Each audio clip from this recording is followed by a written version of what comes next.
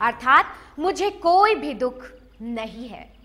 आचार्य श्री महाप्रज्ञ जी की इस अमर वाणी को चरितार्थ करने हेतु साथ ही मैं स्वयं सिद्ध हूं, यानी कि मैं स्वयं चैतन्य स्वरूप हूं, मैं ज्ञान स्वरूप हूं, मैं आनंद स्वरूप हूं और मैं ही शक्ति स्वरूप हूं।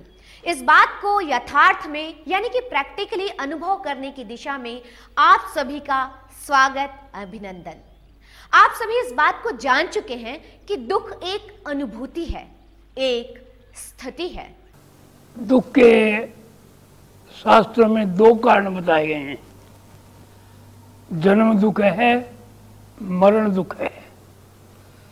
ये जीव जन्म मरण के चक्कर में अनंत काल से घूम रहा है।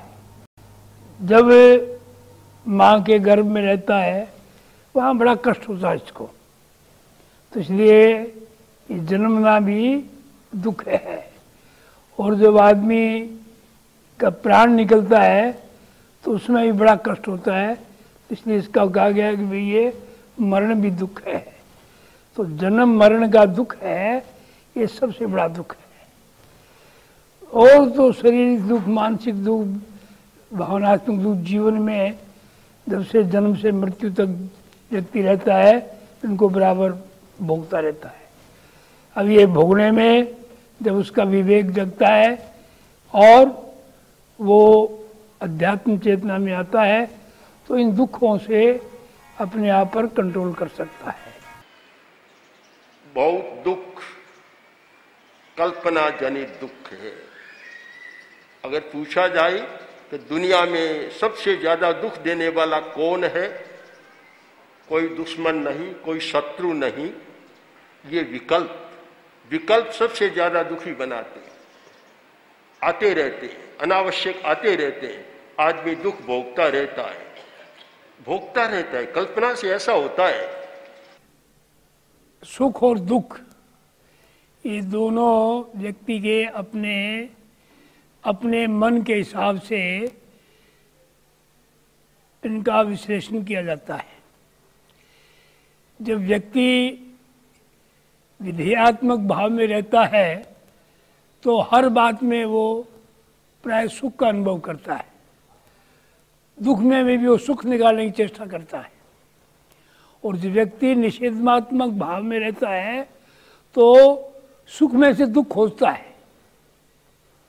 तो ये व्यक्ति की अपनी व्यक्तिगत समस्याएं सबकी अलग अलग हैं, ये सब मानसिक स्तर पर होता है। तो जिस व्यक्ति के अंदर में एक क्षमता आ जाती है कि वो सुख को हर वक्त बढ़ाए रखे तो वो व्यक्ति हर वक्त सुखी रह सकता है, उसे कोई दुखी नहीं कर सकता, क्योंकि ये भीतर की स्थिति है। आप यह भी जान चुके हैं कि भावनात्मक रोग जैसे क्रोध, भय, लोभ, अहंकार आदि, मानसिक रोग जैसे अनिद्रा, तनाव, डिप्रेशन आदि, शारीरिक रोग जैसे हृदय रोग, श्वास संबंधी बीमारी, ब्लड प्रेशर, शुगर आदि, इन सभी रोगों का जो मूल है वो है हमारी जीवन शैली। आज की आर्थिक व्यवस्था और औद्योगिकीकरण के इस दौर में इस तरह का जीवन जीना हमारी मजबूरी है और इसके साथ साथ हमारी आवश्यकता भी बनता जा रहा है। साथ ही एक सामान्य प्रश्न है, जनसाधारण का प्रश्न, और सब जिसकी जरूरत महसूस करते हैं। दवा से आपको स्वास्थ्य मिला, डॉक्टर से आपको स्वास्थ्य मिला, गोलियां खाते खाते आपको स्वास्थ्य मिला, धर्म से आपको स्वास्थ्य मिला या नहीं मिला? मैं ऐसा मानता हूं, यदि व्यक्ति सही अर्थ में धर्म की साधना करता है तो सबसे बढ़िया कोई दवा और सबसे बढ़िया कोई डॉक्टर है तो वह धर्म है। इसीलिए कहा गया, अर्हन्ते शरणं पवज्जामि, सिद्धे शरणं पवज्जामि, साहु शरणं पवज्जामि, केवली पंडितम धम्मं शरणं पवज्जामि। मैं अर्हत की शरण में जाता हूँ, बीतराग की शरण में जाता हूँ, मैं सिद्ध की शरण में जा रहा हूँ, मैं आचार्य की शरण में जा रहा हूँ और मैं धर्म की शरण में जा रहा हूँ।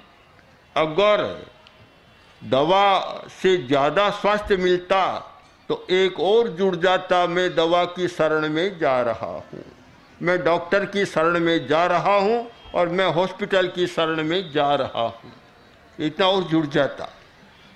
पर जितना अच्छा स्वास्थ्य आपको धर्म से मिल सकता है, शायद दूसरे से नहीं मिल सकता।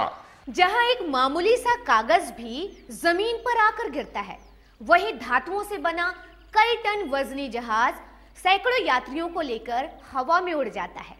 कारण वैज्ञानिक आधार। कई घातक विषयों को जीवनदायी औषधियों के रूप में परिष्कृत किया जाता है। कारण वैज्ञानिक आधार।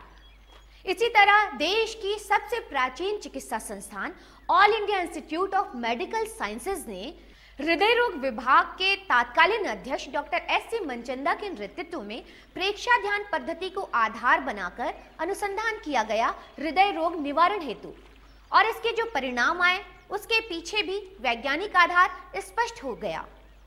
तो मैं कहना चाहूँगा, पहला एक्सपेरिमेंट था जिसमें साइंस और स्पिरिचुअलिटी यानी विज्ञान और आध्यात्म को पहले जोड़ा गया।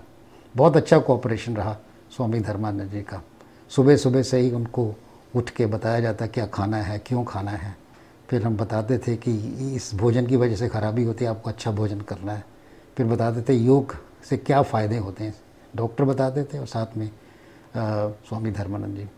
तो सीधे रुख प्रेक्षा ध्यान की ओर करें। स्वयं सिद्ध होने यानी कि आप चैतन्य स्वरूप हैं, आप ज्ञान स्वरूप हैं, आप आनंद स्वरूप हैं और आप ही शक्ति स्वरूप हैं, तथा अपने दुखों और कष्टों के निवारण के लिए, स्वयं सिद्ध होने के लिए, प्रेक्षा ध्यान की पद्धति का अनुसरण करने के लिए चरणबद्ध सोपानों की ओर अग्रसर है। चेतना, मन और शरीर के स्पंदन और कंपन के अनुभव के बाद ध्यान का संकल्प। मैं चित्त की निर्मलता के लिए प्रेक्षा ध्यान का अभ्यास कर रहा हूँ। मैं चित्त की निर्मलता के लिए प्रेक्षा ध्यान का प्रयोग कर रहा हूँ। मन तथा शरीर को संकल्पबद्ध और वचनबद्ध करने के उपरांत कायोत्सर्ग अपनी सुविधानुसार बैठकर, कुर्सी पर या लेट करके। कायोत्सर्ग के दो पक्ष हैं, शारीरिक, शरीर की शिथिलता, शिथिलता से स्थिरता, स्थिरता से सहनशीलता का विकास। दूसरी ओर अपने चैतन्य का बोध, मैं हूँ, शरीर में हूँ, शरीर से भिन्न चेतन सत्ता हूँ। शरीर के एक एक अंगों को देखना अपनी मन की आंखों से, उसे शिथिल होने का सुझाव देना तथा चेतना से इस शिथिलीकरण को अनुभव करना, ये था अगला चरण। जितनी गहरी शिथिलता उतनी ही स्थिरता, जितनी गहरी स्थिरता उतना ही ध्यान की गहराई में उतरने का मौका। क्योंकि ध्यान की गहराई में उतरने के लिए शरीर की स्थिरता, मन की स्थिरता, वाणी से मौन, ये तीनों घटनाएं घटेंगी तभी ध्यान प्रारंभ होगा। तो हम सबसे पहले शरीर को साध रहे हैं। ये मेरा शरीर शांत शिथिल होकर स्थिर हो रहा है। प्रेक्षा ध्यान में चेतना शरीर के कण कण में, शरीर में रहते हुए भी शरीर से भिन्न, मन श्वास और सुषुम्ना के साथ संलग्न अनुभव कर रहे हैं। मेरा पूरा शरीर शांत शिथिल हो गया है। आपने इसे किया है, आप करने वाले हैं। ये शरीर, इंद्रियां, मस्तिष्क शांत होने वाले हैं। दुख है कहाँ, लेकिन पीड़ाओं, दुखों, व्याधियों से मुख मोड़ लेने से हम इनसे मुक्ति तो नहीं पा लेते। दुख तो है, पीड़ा तो है, हमारे मन में है, हमारी भावना में है, हमारे शरीर में है। ध्यान से उठते ही ये सारे हमें फिर घेर लेंगे। कैसे हो इन दुखों से, इन पीड़ाओं से मुक्ति? अगले अंक में ओम अर्हम्। शक्ति स्रोतः प्रादुर्भूतम्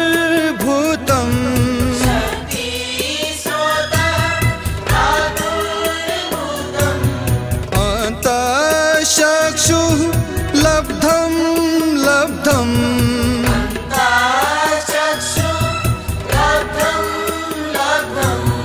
नो मे दैन्यं नो मे दैन्यं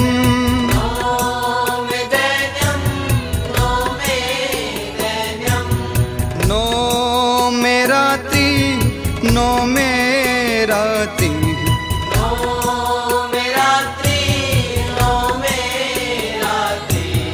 नो मे दुःखं नो मे तापः